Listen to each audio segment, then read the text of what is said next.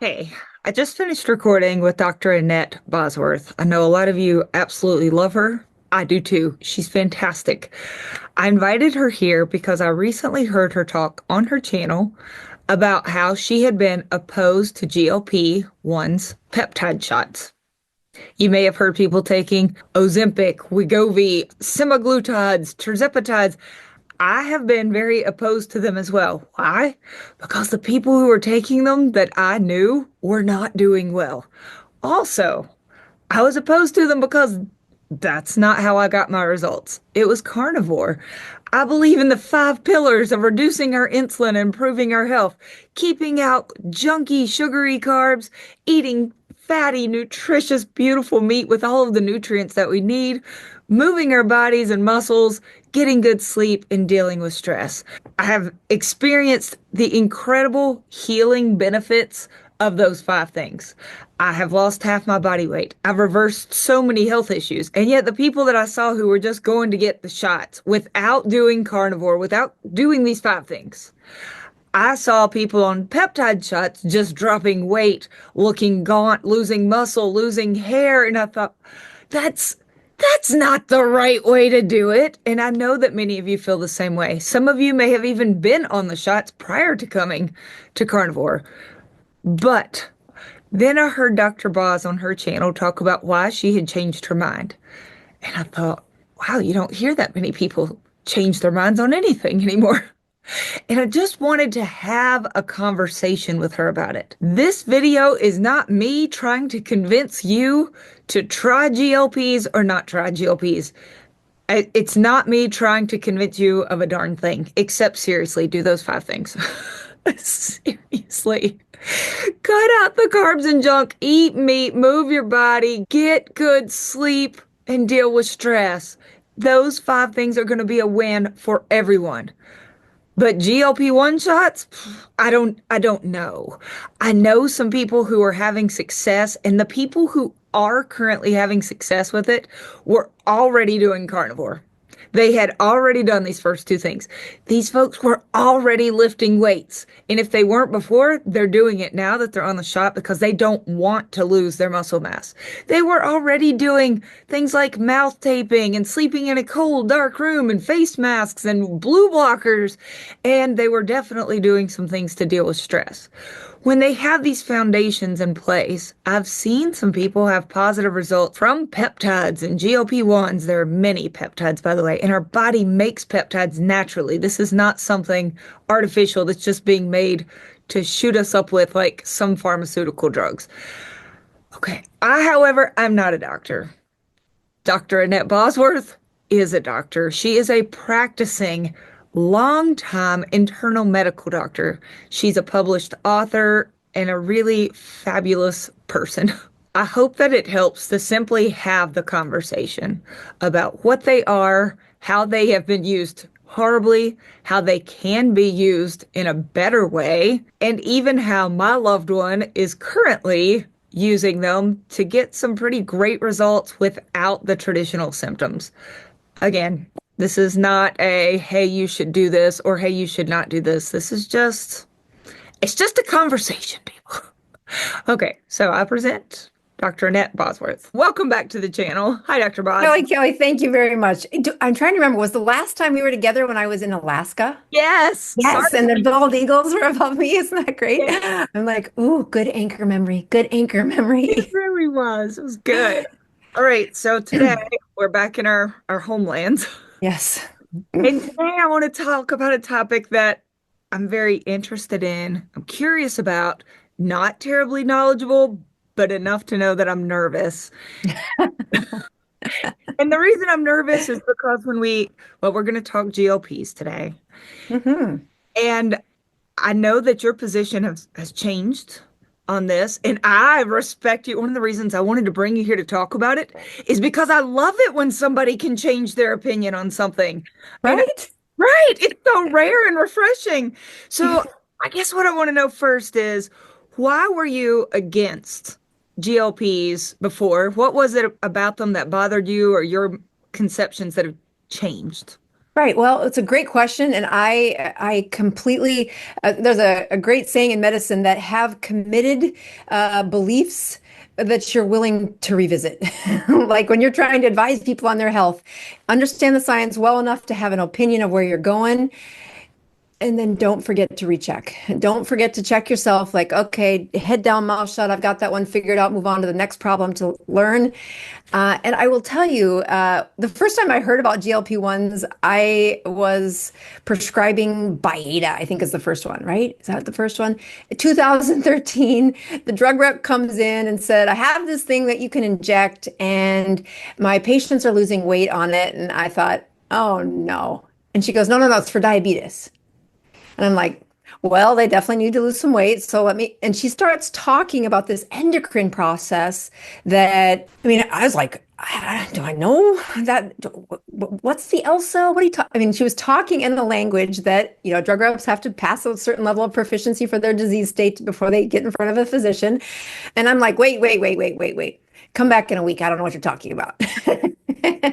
Always a good thing when a drug rep can like push you to learn. Anybody can push you to learn something. So she comes back a week later, and I have done some. I mean, I couldn't find anywhere in my physiology book that was useful.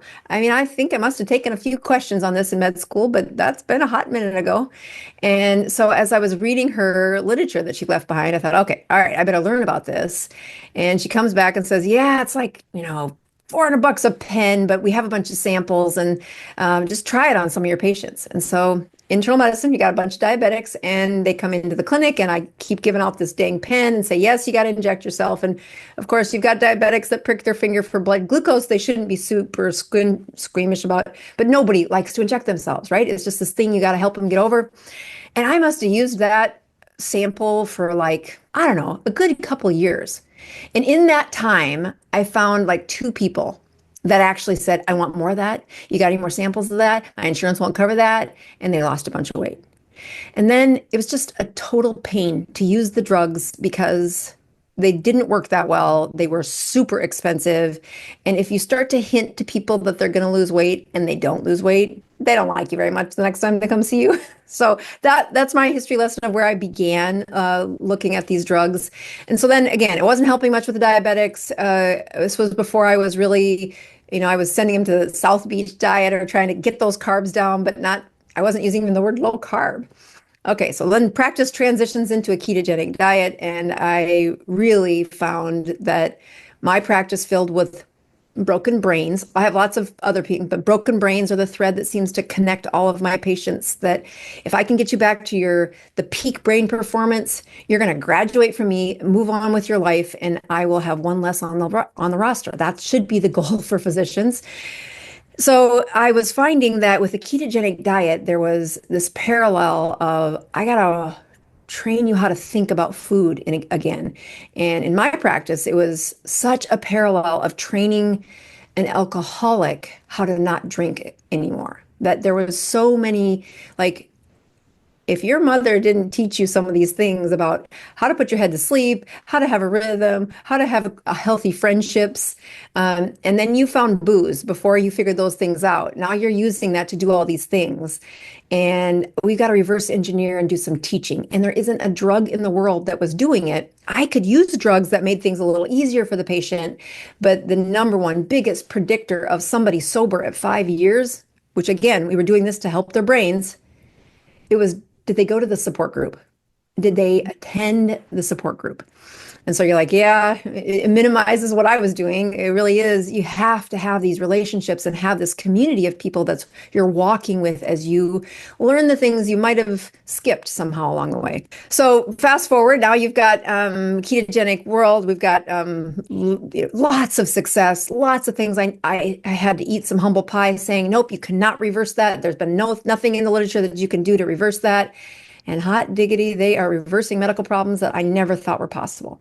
Like, I just am afraid to tell somebody it sounds a little crazy that they are able to reverse that. And indeed, it was wonderful. And then you find the people who do, they dabble in it and don't get the results. And then they dive a little further and get the results. And then suddenly you start to hear of the next quick fix in medicine.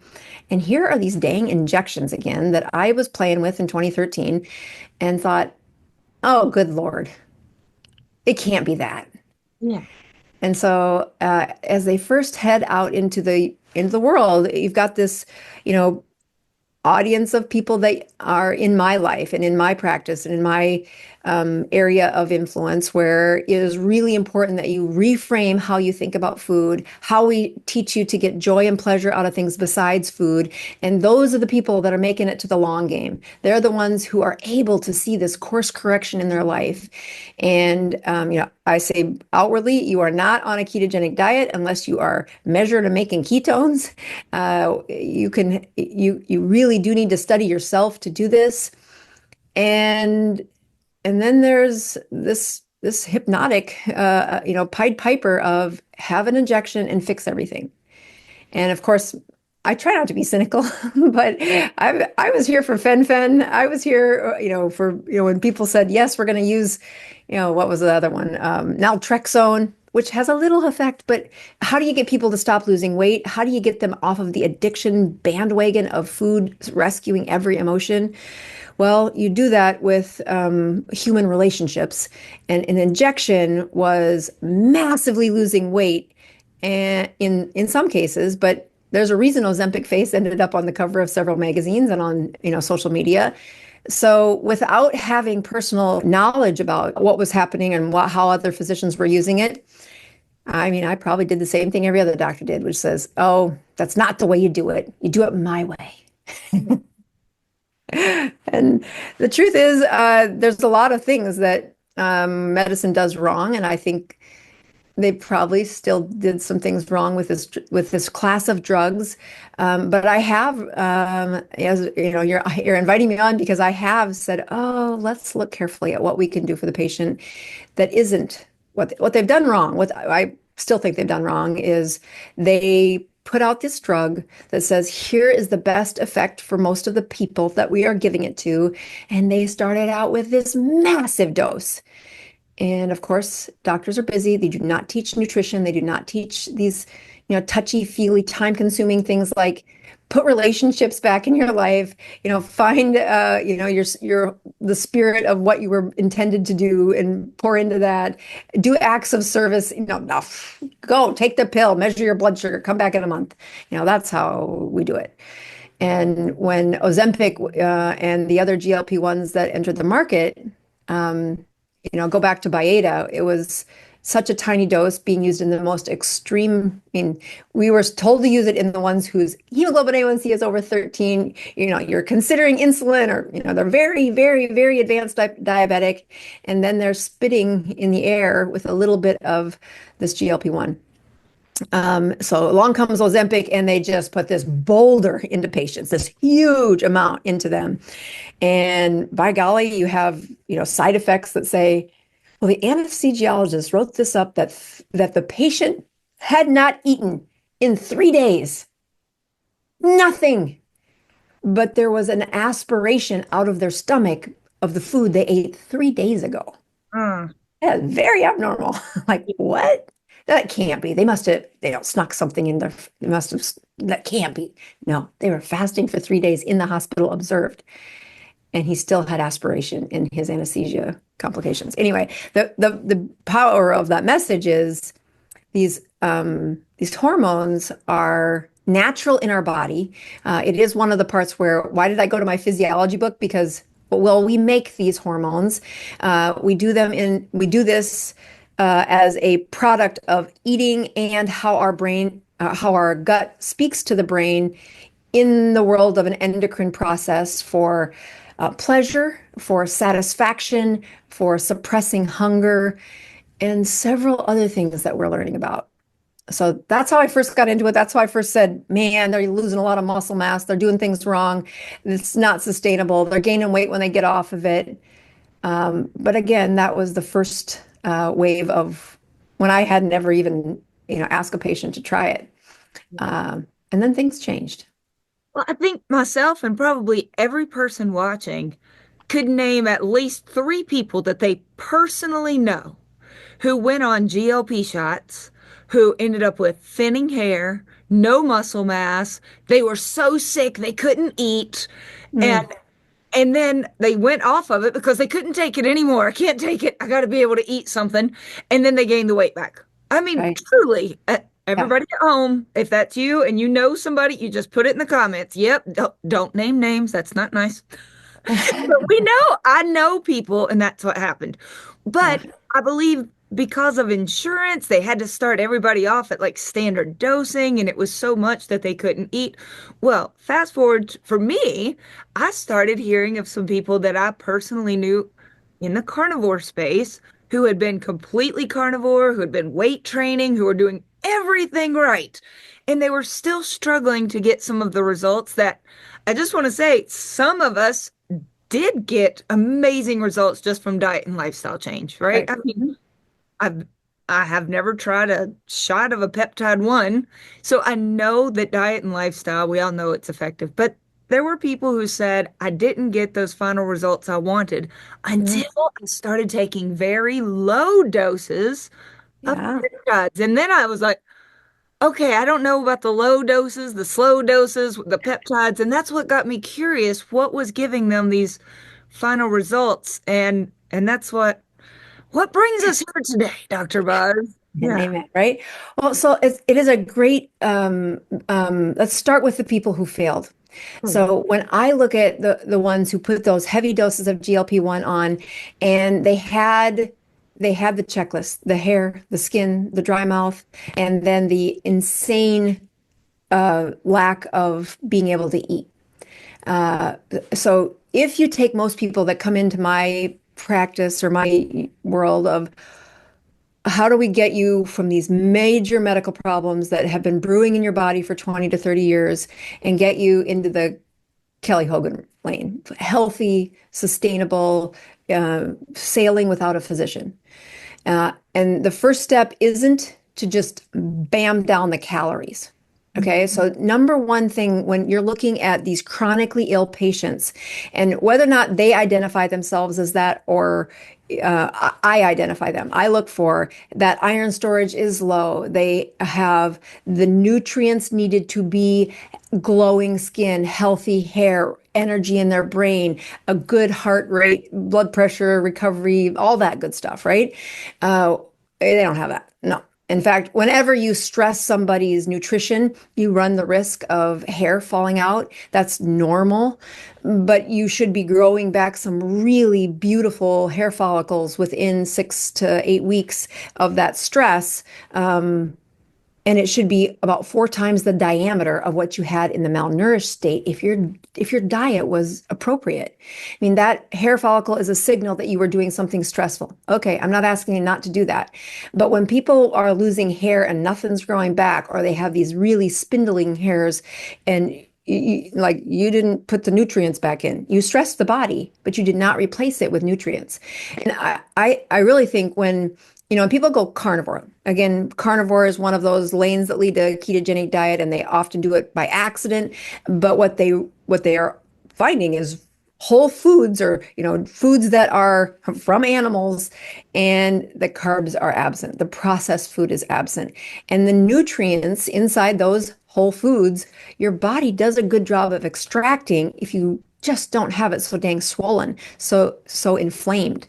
So when somebody goes on a carnivore diet, they've got this beginning place where they get permission to eat as much as they want or as often as they want. And, eventually what they're doing is a very similar approach to what happens when I put somebody on a ketogenic, low carbohydrate to the less than 20 total grams, like not playing around with less than 100. We are at a very low carbohydrate diet, and we're pushing those fats up, pushing those proteins up.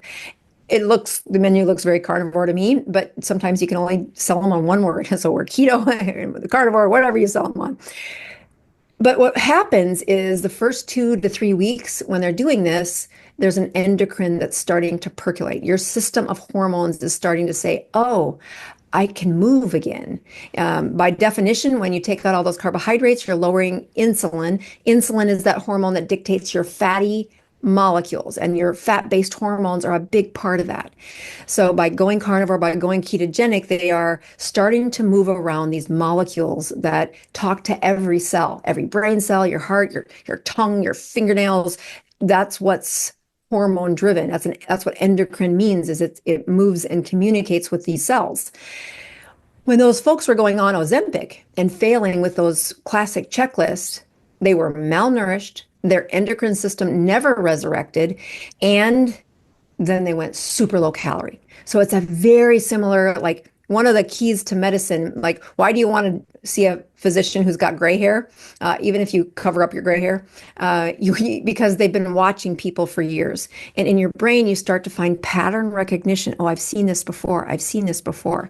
And the first thing that came to my mind when I saw an Ozempic patient who had lost a bunch of weight is, oh, you look just like my gastric bypass patients used to look.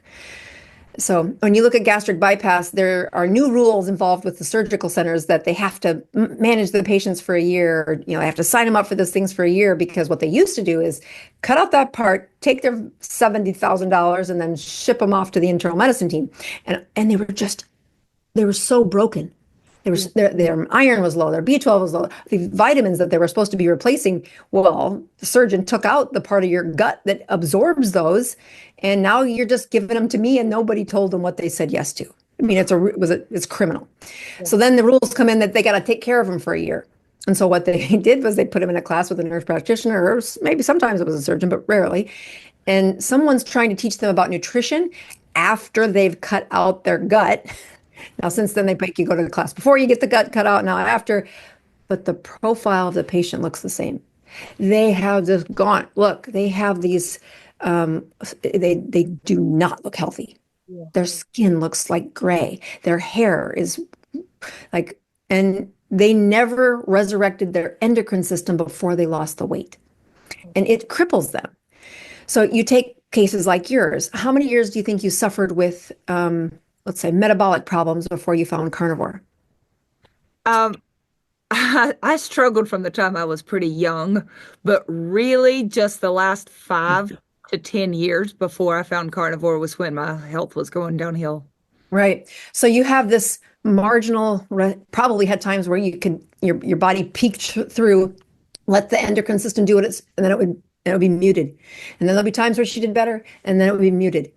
And when you look at the patients that come in at 50 years old, 50 pounds overweight for the last 30 years, and now we've got 15 prescriptions trying to put away the problems that we know are going to kill them, their endocrine system has been sleeping for 20 years. The only thing they're making an excessive amount of is insulin, which is, keeping all of the other hormones suppressed. And one of those hormones is GLP-1. Let me show you this slide so that people see what this drug really does. Okay, so here is a picture of the intestine. So you've got the top end and the bottom end. Here's when the food comes down the gullet, the esophagus, ends up in the stomach, and then goes all the way, and here's where it ends up in the stool, in the toilet. But as you look at this really long, hose, essentially, this one's showing you the different kind of endocrine receptors and stuff, but over here is a really interesting way to see. This is the hormone secretions that are coming out of different sections of the gut. And so you may have heard of ghrelin. Ghrelin is that hormone that it affects how you feel hunger. And when it's dysregulated, actually, when it's dysregulated, you can have no hunger, or you can have ravishingly hunger. And when you flip back and forth, that one gets attention. CCK is cholecystokinin, and that's really related to when you eat fat, you should be sending a signal to the body that we're going to make bile so we can absorb the fat, but we feel full. And again, happens in that top section. Here is a really important one that we're going to talk about in a minute called GIP, and I'll spare you the long name for that. But again, notice how it's in that upper part of the intestine. And now look at GLP-1. GLP-1 starts in the stomach, and although it's not the most intense place to produce it, it is produced there. And then starting about halfway through that small intestine and all the way to the rectum, it is stimulated when food moves along that GI system. It is a powerful hormone that normally, this is normal human physiology, is secreted Anytime you have food moving from the top end to the bottom end, here is what GLP-1 does. So the first hormonal response that we have is that it has a neuroprotection while suppressing the appetite. So that brain, and again, especially the longer you talk about this and really lean into what is this doing, that neuroprotection seems to have a neuroendocrine anti-inflammatory process. Now, that word means a lot to me as a brain, repair physician. When I see, why does Parkinson's ruin a brain? Why does Alzheimer's ruin a brain? Why does a stroke happen in the first place, but then after the stroke, why do they have such a heck of a time returning back to baseline? Why does multiple sclerosis have this chronic destruction? And it's because that brain has an inflammatory process going on the inside. And if I could suppress that neuroinflammation a little bit, their brains heal faster. Of course, appetite is controlled in your brain, and that's where this GLP really does have an effect. Stomach, and this is that side effect the anesthesiologist was definitely reporting on, was you empty the food a lot slower when this GLP-1 is running high. And you've met these people where they have hearty GLP-1s where they have a few bites and say, nah, I don't want it anymore. And you're like, what's wrong with you? It's, peach cobbler. How could you not want all of it? They just say, nah, don't want it. This is a pancreas, and I'm going to come back to increased insulin secretion. I want to point out decreased glucagon secretion, increased insulin biosynthesis, increased beta cell proliferation, and decreased beta cell apoptosis. So I'm going to unpack all of these at once, when we look at what GLP-1 does to healthy people, it's that their beta cells have a longevity. The beta cells are the cells in that pancreas that make insulin. They are much less likely to have programmed cell death. That's what that apoptosis is. And we know that when we get those advanced illnesses of chronic insulin production, the lifespan of those beta cells gets shorter and shorter and shorter until they don't make any more insulin. And that's where they get this latent onset type 1 diabetes, because the cells making insulin they've been flogged to death. When we look at insulin secretion, I want to be careful to point out that the insulin comes out of these special little cells in the pancreas that the insulin is held in a vacuole or a little bubble. And we know that when GLP-1 surges, the insulin secretions are better. We know that the production of insulin is better when this hormone is healthy. So anyway, it's improving the insulin sensitivity. That's what all of this is doing, despite when people will just really focus in on, oh, you're making more insulin. That's the problem. Be careful. This is an endocrine. This is not a throttle. It is a pulse and release kind of signal. So increased glucose uptake and storage in both the muscle cells and the fat cells, and decreased glucose production by the liver, which is likely overproducing by the time we're putting these in patients. But it's in healthy people, the glucose gets stored and they don't have to produce as much of it from the liver. Finally, the cardioprotection and cardiac function are present in there. And this is where we have some recent FDA approvals for these drugs in folks with heart failure. And I think that's where the first physician I heard that I said, oh boy, I better look into this. I mean, it's easy to hate it, right? Oh, you can't get a quick fix. You need to be doing it my way. Put on the blinders and be the hypocrite that I have said in my, I'm not going to be like those doctors. Well, I first heard a cardiologist saying, all right, so I put him on a GLP-1. Their heart failure was, he was too old for a transplant, but it's like, we are about to run out of options. We put him on one of these GLP-1s. He came back the next month, or I think it was 3 months later, to do his echo, and his contractility had improved by 40%. So 40% of that, I think it was an ejection fraction of in the high 40s, which means he can walk without oxygen. He can do his life again. And you're like, and the only thing you changed was GLP-1? Okay, so that's where I start saying, oh boy, have a strong opinion, but be willing to reconsider. All right, so that's where my first transition. The second transition was when a diabetic was put him on Ozempic because he was severely obese, probably from the antipsychotics that the psychiatrist was putting him on. And he was on the GLP-1 for probably 3 months. And he's like, I don't hear voices anymore. Oh, wow. Yeah. And you're like, I can remember the first time I'm talking with Chris Palmer. He's a psychiatrist from Harvard and really just a very relatable clinician who tells good stories. And he remembers the first person he put on a ketogenic diet that was having psychotic behavior, and the patient analyzed his psychosis. People in psychosis don't analyze their psychosis. Right. They think it's not happening. The patient was saying things like, you know, those voices that I always told you about, I don't think they're real. Ah, You're like, yeah. okay, what? So a ketogenic diet had done that for this psychotic patient. And again, be careful. Don't just throw that at a psychotic patient. You got to do some steps. But then the same story, that pattern recognition of the doctors with gray hair. Oh, I've seen this before. Where have I seen this before? And you hang it on a hook and say, oh, yeah, I saw these emaciated, wasting, protein deficient patients with gastric bypass, and I saw them with Ozempic without being endocrine revived. Um, and I saw that psychotic reverse when they did a ketogenic diet and when they started on Ozempic. And so you're starting to say, uh-oh, okay, I really need to see what's going on here. Yeah. And then, there are some conferences out there where you need a license of practicing medicine to go to them. And so I went to one of the conferences after I had really chased down who's using Ozempic in a way that I can trust. And it's hard to find. It was hard to find. Uh, but this conference was having a panel of physicians saying, here's how we're doing this in microdosing. Right. And first of all, I'm like, wait a minute. It's a pen that comes out of the pharmaceutical world, like it's preloaded. You can't what are you doing? Cracking open the pen? That sounds really dangerous.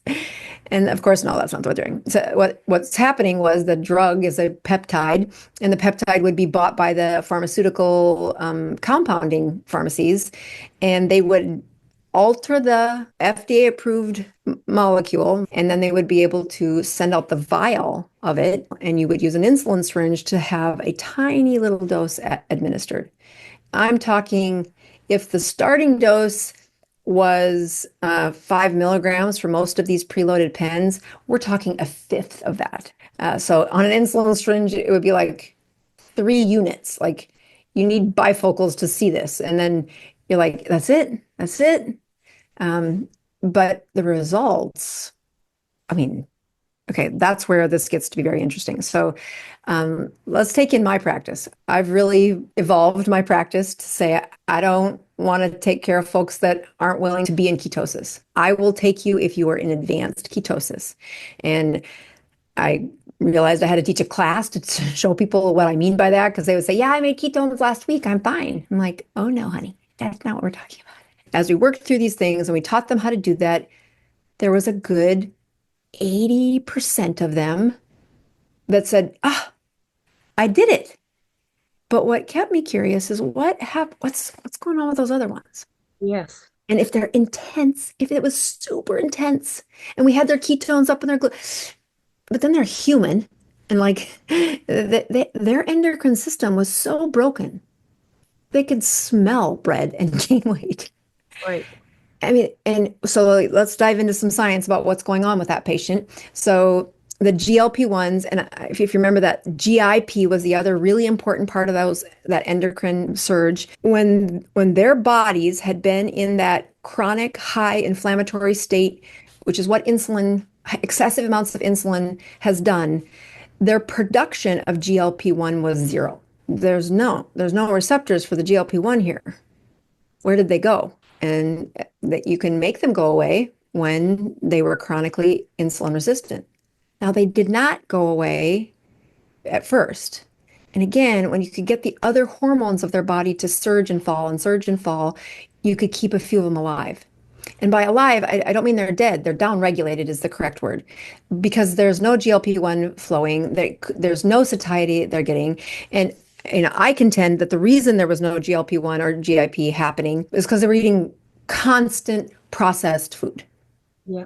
And 30 years of constant processed food. And those little cells said, I am not useful to this human being. They do not eat the foods that would ever give me something to do.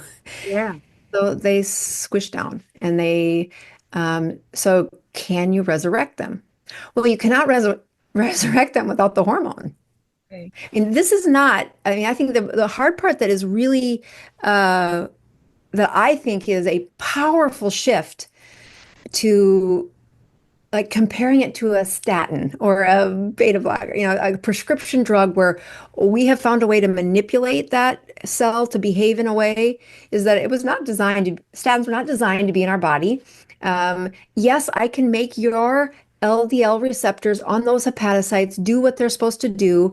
And yes, that LDL cholesterol might change slightly, but it ain't in your body. That Right. is different than these endocrine problems. That is, you are designed to have them. It's like a thyroid. You're supposed to have that hormone in you. It's supposed to be working in a certain way.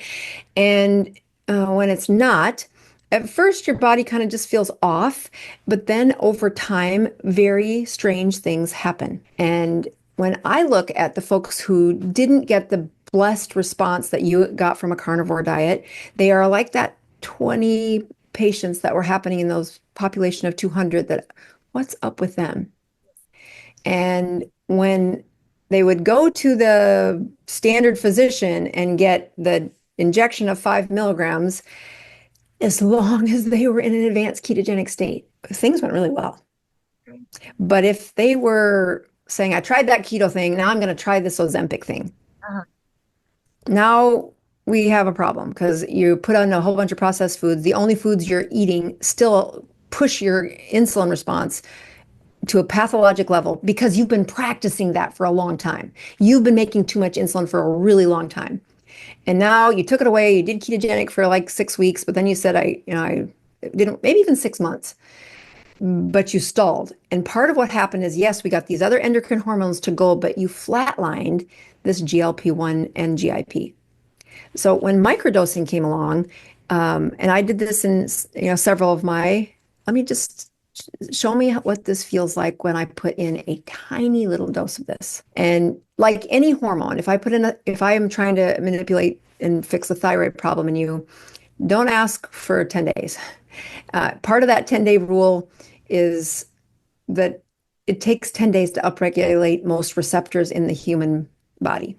So if you add a hormone, you can get a few quick adapters, a few cells that respond, but give me a good week and a half before I can say, what do you think?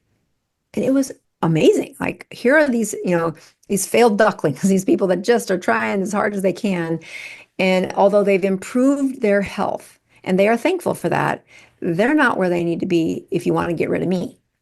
Yeah. And that's where a microdosing started to be.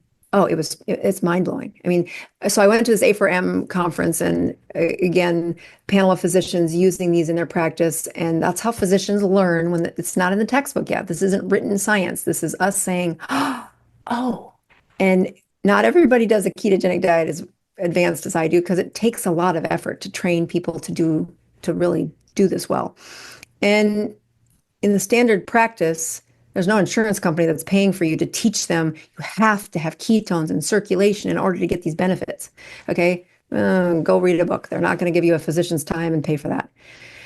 But what this panel was very homogeneous on was if you want muscle wasting, if you want decreased bone density, if you want, you want the patient that we took care of after gastric bypass, then just start the Ozempic and don't teach them how to put, ketones in circulation. You want the best results, especially, I mean, the one that really just, I said, all right, I need to let my ego go, was the Parkinson patient. And if you go back, I think it's in the New York Times, a phase 2 trial that came out showing that semaglutide comes out first. That's your GLP-1 only. And then tirzepatide has two of them. It has the GLP-1 plus GIP. In the fall of 2024, I think it was October, the phase 3 trial for the triple acting one, which is GLP-1, GIP, and a glucagon agonist. And the most powerful impact for these patients is in what it's happening to their brain. My place I like to hang out with patients is how to get their brains better. First crop of patients that had Parkinson's, I was involved in a trial where we were using magnetic stimulation to try and wake up the basal ganglial cells that go to sleep that die off in Parkinson's. And when they die off, their dopamine is not able to respond to the body correctly, and they die. So my job was to just watch these patients and be blinded to who was getting TMS and who wasn't getting TMS. And it was so rewarding to watch these patients who are suffering behind a disease that puts on a mask for their face, that makes them have to shuffle in a muted voice and a tiny penmanship. And I get goosebumps every time I tell a story because I can think of the patient going, "Oh my God, you're awake." And she goes, "I was always awake. I just couldn't tell you." Oh, That's medicine. Like, oh my God, let me help you do that. And the trial goes on, and they did not get FDA approval for the TMS treatment. But I was one of the physicians watching those patients going, okay, that was not fake. That was real. And that trial ended, and they went back into their zombie zone of Parkinson's. And it's you're like, I can't unsee that. How do we help them? yeah. So for years, Parkinson's has been this place where you just say, if you can fix Parkinson's. And of course, for 25 years, I've lost every battle. The Parkinson's always wins, no matter what we do, and how. Now, I win better when they're ketogenic. I win better when they walk. I win better when they sleep. So there's lots of behaviors within that list of how to healthy brains behave that I learned to say, if you have Parkinson's in your family, this is important, this is important, this is important, but never reversed it. And that's what these phase 2 trials are looking at, saying you have this chronic, if you take an autopsy of a Parkinson's patient or an Alzheimer's patient, and you look at the amount of debris present in their brain, like proteins that you should have swept out and recycled, otherwise known as autophagy, you got a bunch of them. And you've had them for years. And every one of those that you pile up in the brain, it gets worse. And eventually those cells that make dopamine are not doing what they're supposed to. And at first you just can't phonate. You cannot speak loudly, or you cannot take that first step. And then it's worse. And then it's worse. And I've never seen it go backwards. I mean, except for that TMS awakening, which was just something that haunts me almost. Like, how do I do that? So at this A4M conference, there were physicians saying, here's what the practice of medicine is for me, is that this microdosing in my Parkinsonian patients is tiny. It is a tiny, tiny, tiny dose, like that little bitty 3 units of insulin syringe, but they are walking better. They are thinking better. Their handwriting is better. They are projecting their voice better. Their tremors are better. Everybody focuses on the tremors, but that's like, they don't care about the tremors. They care about how they can't make their body go. Yeah. And to have that kind of hope that you could help somebody with chronically debilitating brain, you're like, all right, ego goes in the garbage. Let me see what I can do with these amazing drugs. So again, this is an FDA-approved molecule. It's out there in these compounding pharmacies, and you can't get away from seeing that they're everywhere.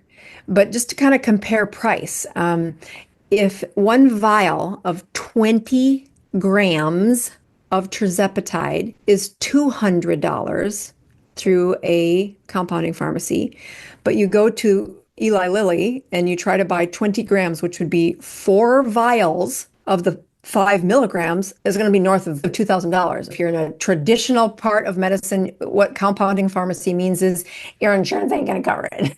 That's right. So nobody's going to mess with it if they don't have a part of their practice that really leans into that.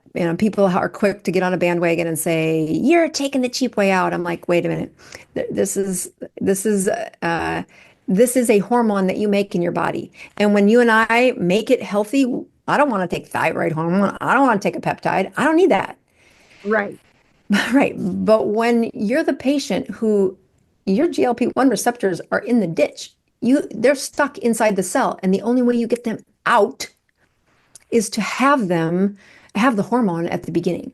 I mean, I do make a really strong pledge, again, not just in my own experience, but also in the physicians that I learned from, that you're going to want to be in a state of ketosis when you start this. You're going to want to know how to eat before you start this. You're going to want to have those endocrine hormones percolating when you start this. And then you want the lowest dose possible. Like one of the microdosers that was there said, yep, she uses that 1/5 of the starting dose.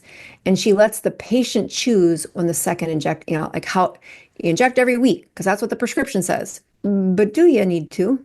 So they inject until they feel it dissipate, and they're at about an every 10-day Okay. injection. And I don't pretend I don't do it that way yet, but I reserve the right to say, okay. Because the goal isn't to keep you on this forever. That if we can help your endocrine system restore, I don't keep you on thyroid medicine if your autoimmune problem dissipated and your thyroid cells said, I got it from here. Great. Don't do it my way. Do it God's way. Uh, if your endocrine system was so muted because you lived in America where everything was processed from the time you were born until you turned 50, where you woke up and said, I think I shouldn't be eating this way. You've got a mess. And to get that endocrine system to begin to pulsate, which doesn't mean pummel it with the boulder of semaglutide or tirzepatide.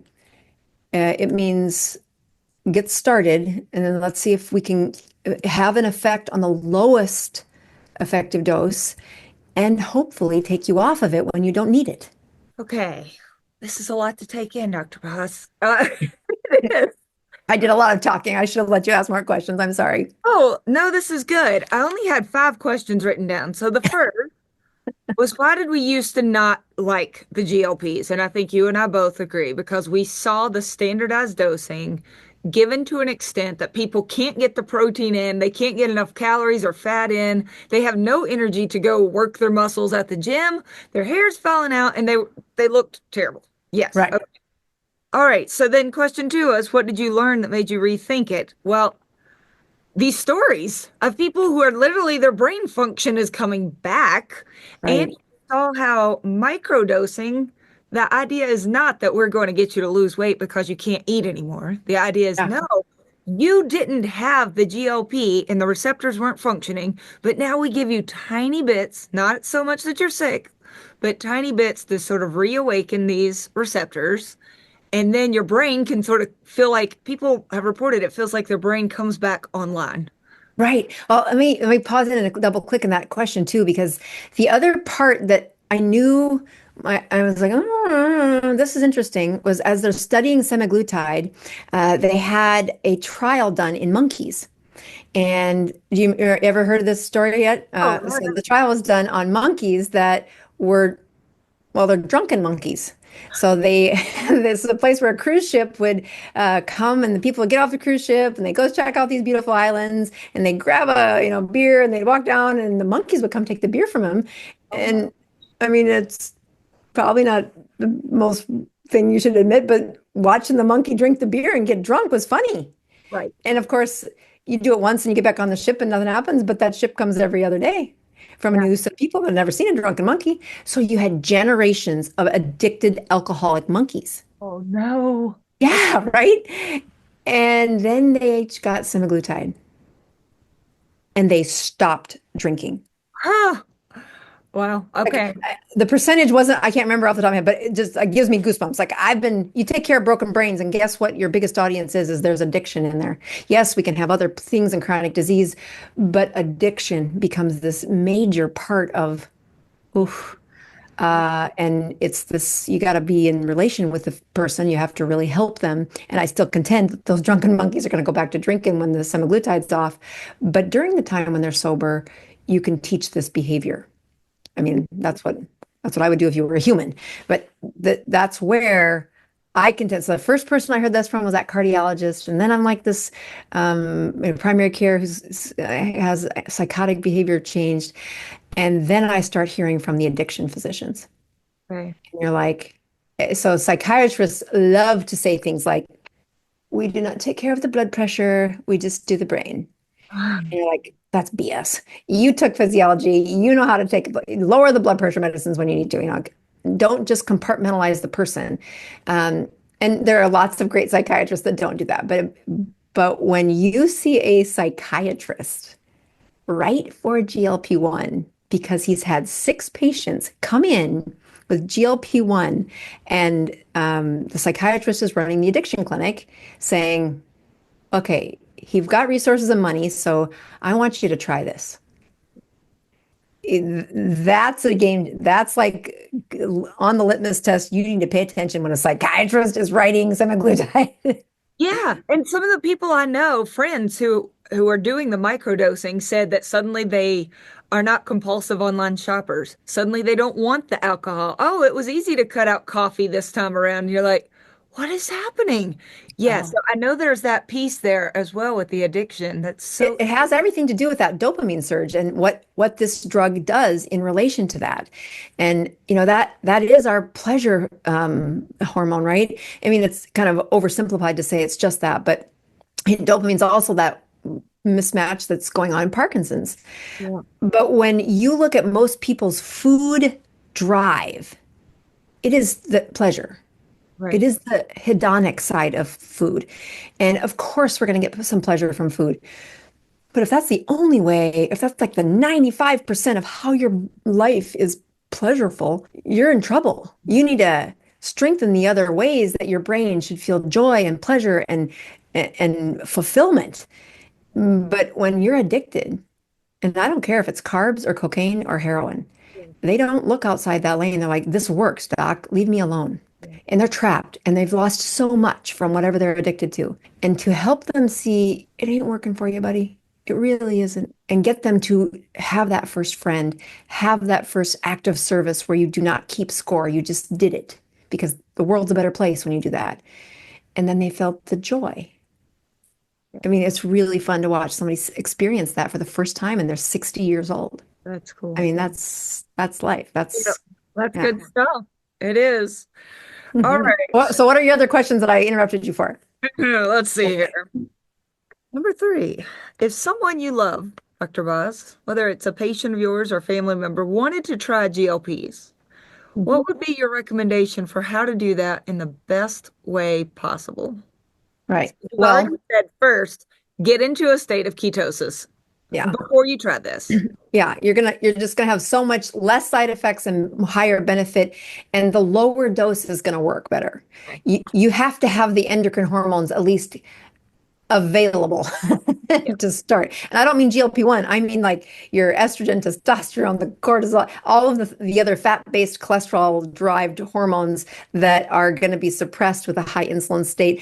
And just, I mean, there's other ones that you even aren't cholesterol-based that resurrect when those other sex-based hormones do well. I would also say do not be afraid of going to your doctor because that's at least stable and reproducible. And I think insurance companies see like cardiovascular has been FDA approved, but we know that their blood pressure gets better, their diabetes gets better, they're off statin, their cholesterol gets better. All of these things are reversible when they lose weight. But I contend that when you get the endocrine system working right, you are going to see those things improve. The other part that I would say is I have not written even one of my patients to have semaglutide. Tirzepatide, which is the GLP-1 GIP, is where I've put my efforts. And it's not that semaglutide doesn't work, it's that you get a heavy amount of side effects. And I think adding the GLP-1 is part of what's giving us some of this neuroendocrine anti-inflammatory. Ozempic's the only one that's FDA approved for that cardiovascular remodeling, but it doesn't mean the other one doesn't work. It just means they haven't got that approval yet. And I contend that take a guess how many of these are about to come on the market. Phase 2 trials, almost done with phase 3 trials, which means they'll be in humans in the next year if nothing goes wrong. Take a 20. guess. 53 the last I counted. Oh, okay.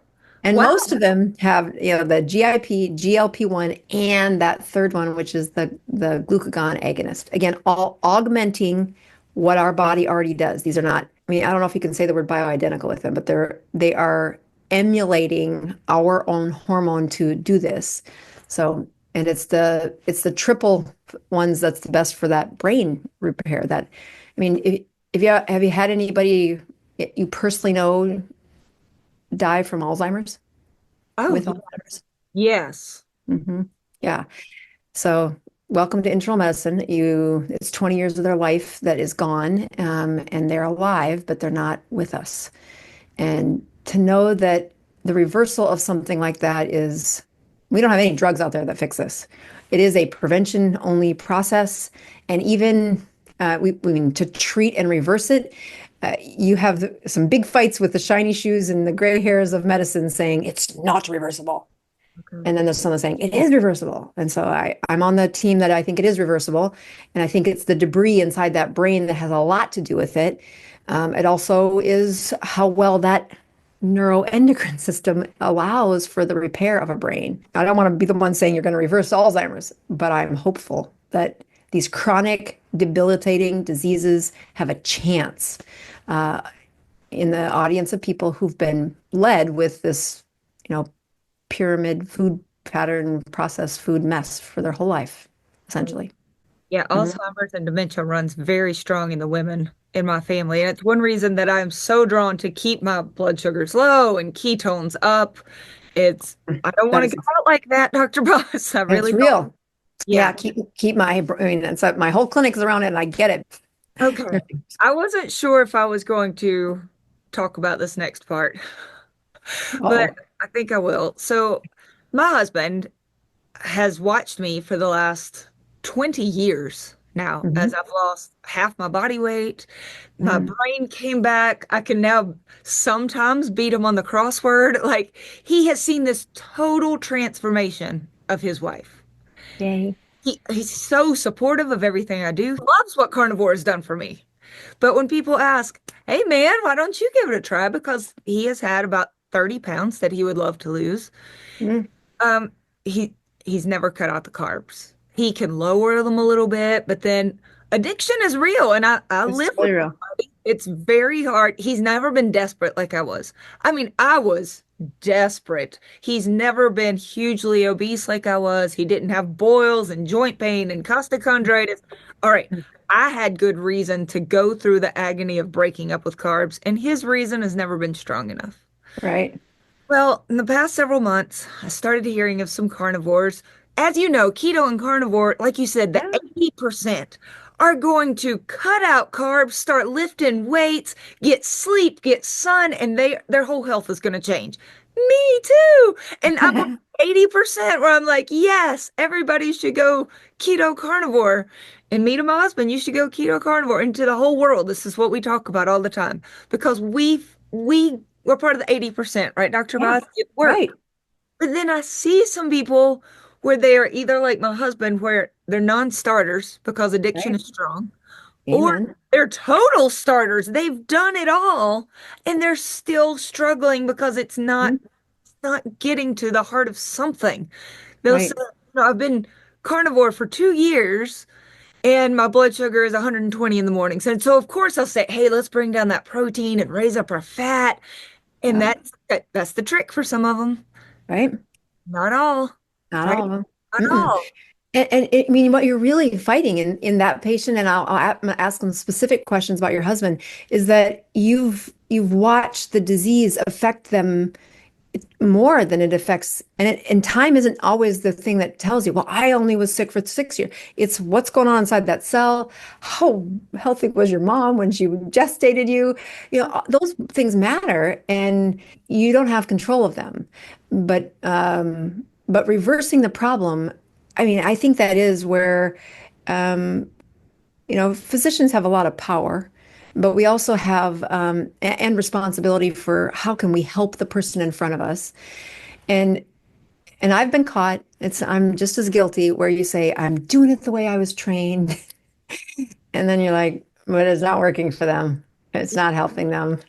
To know that we have a tool that, well, we've had since 2013, but it didn't work very well then. Or maybe we just weren't using it as we were then. And now we have a tool. So let me ask some questions about how old is your husband? He's 43. 43. And it's about 30 pounds ish. Okay. I would use data. Now I know this is hard. I have a husband too, but and my husband mostly listens to his wife. But when I say, okay, we're going to help you fix something, we just got to use data so we know when we're there. I would be looking at his morning fasting glucose. I would look at his morning fasting ketones. In men, especially a 43-year-old man who's pretty otherwise healthy. I mean, 30 pounds isn't great, but it's not 130 pounds. That I bet those fat-based hormones are still present. And what happens when they lower the carbs enough to make ketones? And I think that is the key. So if, is it a sin that you put the GLP-1 in and then you lower the carbs? No, but it isn't, if it's the first time you've ever lowered carbs and you're trying to do this with the drug, I think there's a lot more to it. So if the boy's married to Kelly Hogan, I would say, We are very low carb in the house. Obviously, okay, his dinners are very low carb. so So you're, I yeah, haven't gotten to this part yet, but let me go ahead and tell you, he's already taking a low dose of tirzepatide for the okay, 6 weeks. So we're already very low carb at my house, but when uh-huh, we go out for lunches with coworkers, I mm-hmm, know he's eating all the fries and breads and stuff. As soon as he started this 1.25, that's what he's mm-hmm, been taking. mm-hmm. So the starting dose is 5, he's at 1.25. He instantly said, I don't even care if they leave the bread off. I stopped ordering the fries. He That's doesn't, so real. yeah. He's That's good. he's lost 15 pounds and Ah, he's not even trying. And I'll tell you this, zero feelings of nausea, yeah. none, Mm, zero. that's good. He is eating. If I didn't know, I wouldn't even know. Like he's Mhm. eating, but he's leaving the bread off at lunch. He already didn't get the bread at my house. But he said his favorite tots. He goes to this restaurant where he loves the little tater tots. He said, I didn't even order them. It was That's fine. good. Oh, What? okay. So here's step two. Fill the vacuum. Okay. So the second part that I see happen when patients do this is they miss their friend. Mm. And much like what happens with a person in recovery for the first time, or maybe it's the first time they've really tried, and they're in a space where they get that the alcohol is not helping them, and they've given it up, but the behavior is because they're in the super support system usually, or they're on Vivitrol or something, but they fail to fill the vacuum. Yeah. So you say, what can you do to help him say, how can I help him live happily ever Oh, after? oh, I got this one, Dr. Buzz.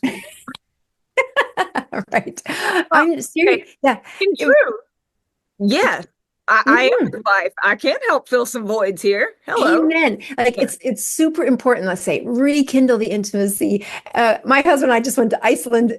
I don't know if you've ever done, Oh, but I'm no, like, no. oh my God, you got to go to Iceland. Anyway, no, so filling that void, like making it an active thing of what your priorities are in this season of life, especially if you're early in that area.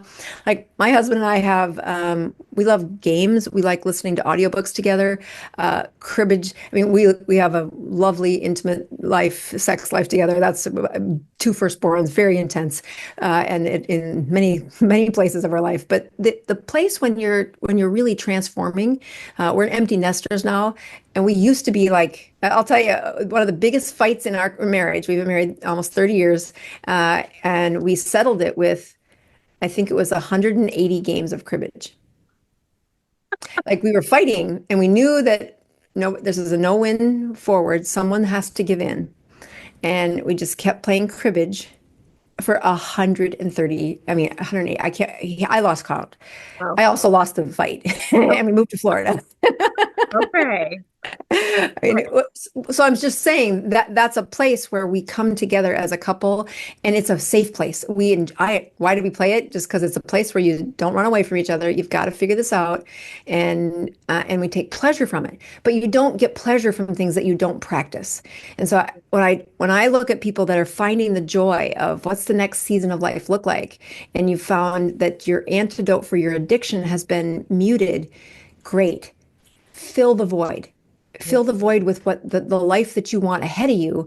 And that does mean an intentional plan for, life as a couple and, a travel or whatever. That life is where the purpose-driven life is filled with joy.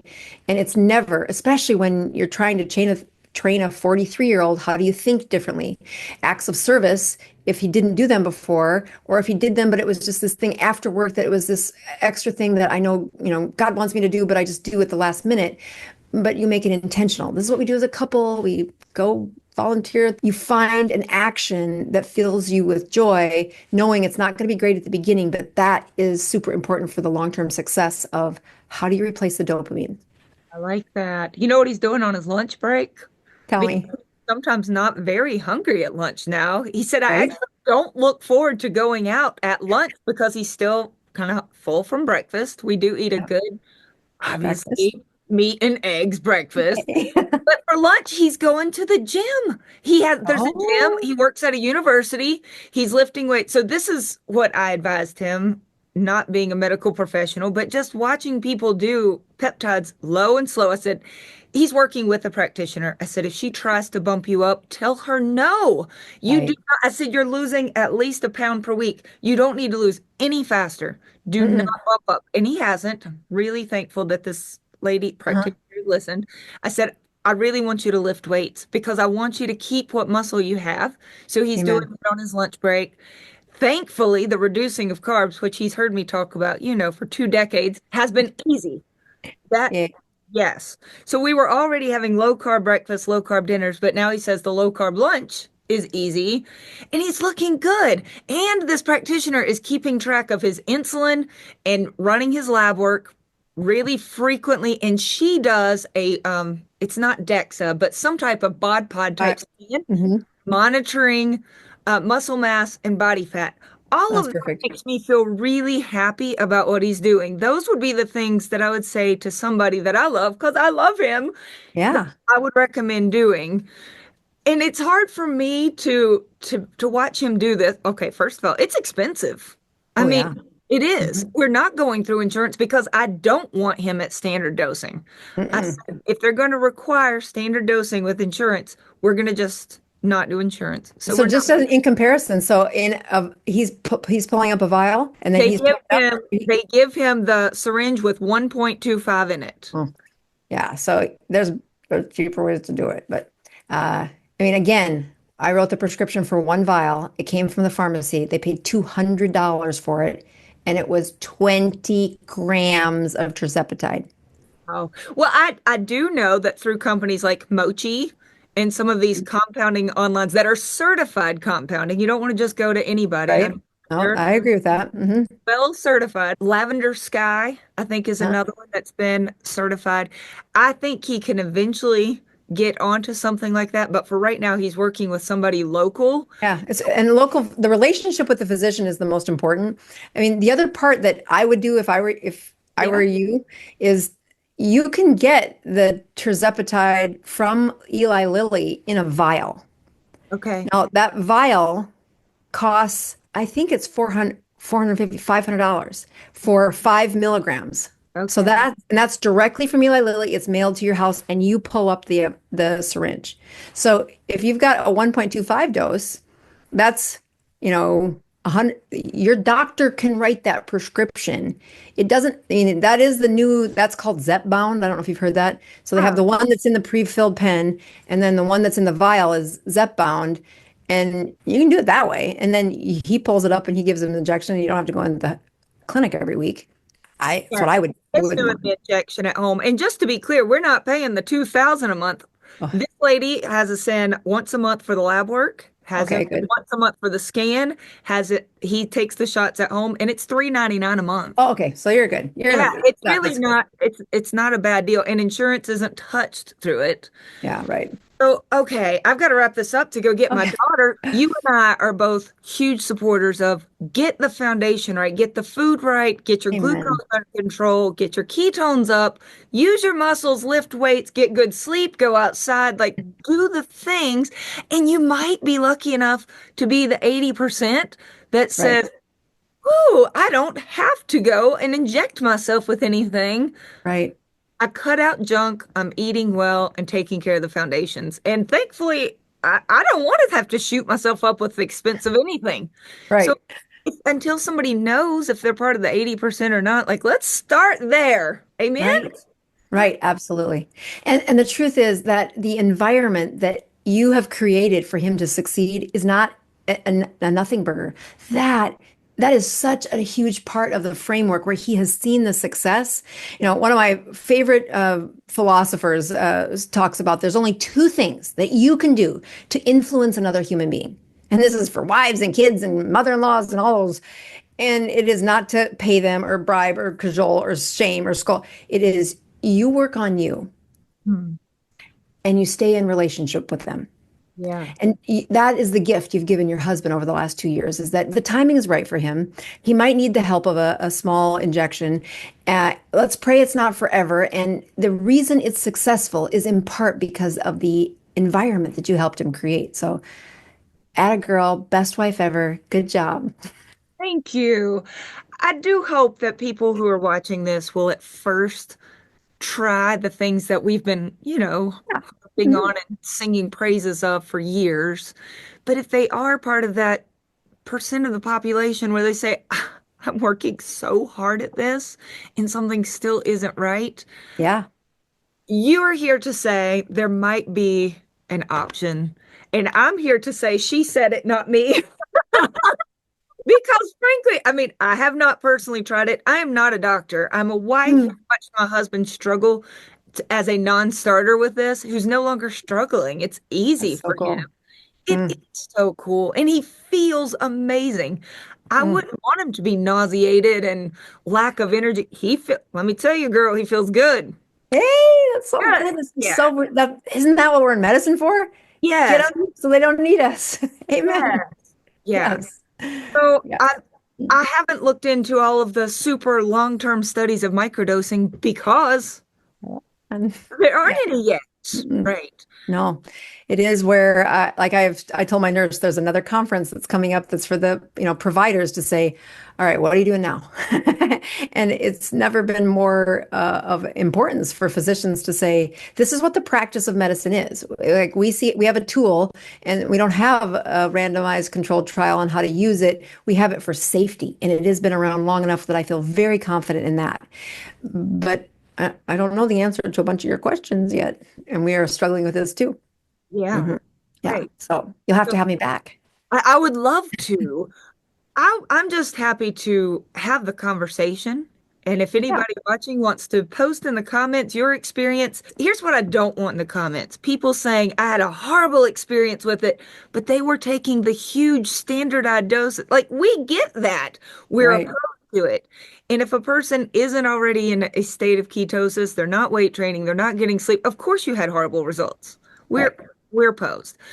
But I would love for the discussion to be open. And if people are willing to comment, if you are a microdoser or know someone who is, that's me now. Yeah. Someone who is.